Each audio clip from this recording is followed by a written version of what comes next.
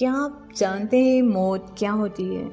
موت کی بہت سی وجوہات ہو سکتی ہیں، مگر کیا آپ جانتے ہیں سائنسی طور پہ موت کی بنیادی وجہ کیا ہے؟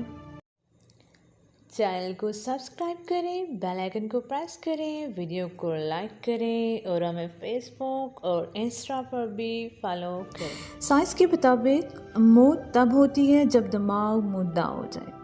اس عمل کو بایولوجیکل ڈیتھ کہا جاتا ہے۔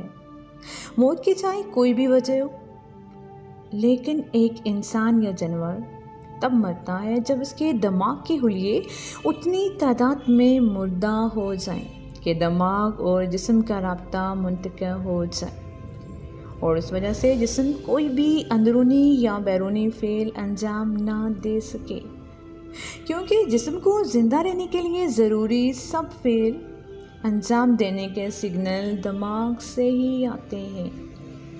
لیکن سائنس موت کی ایک اور بنیادی وجہ بھی بتاتی ہے، جسے کلینکل ڈیتھ کہا جاتا ہے۔ کلینکل ڈیتھ تب ہوتی ہے جب ایک انسان کا دل، گردش خون اور سانس کا نظام رک جائے۔ پھر یہ کلینکل ڈیتھ انسان کو بایولوجیکل ڈیتھ کی طرف لے جاتی ہے۔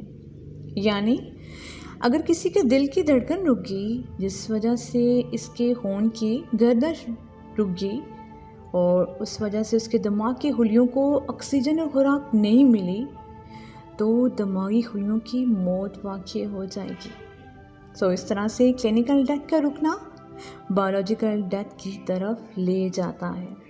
مگر کلینکل ڈیتھ سے بایولوجیکل ڈیتھ کی طرف جانے میں کچھ منٹوں کا وقفہ ہوتا ہے۔ اس وقفے میں اگر کسی کو ایسی میڈیکل ایڈ ملی کہ اس کا دل دوبارہ دھڑکنے لگا اور سانس بھی دوبارہ بحال ہوگی، تو وہ انسان کلینکل ڈیتھ سے واپس آ جائے گا۔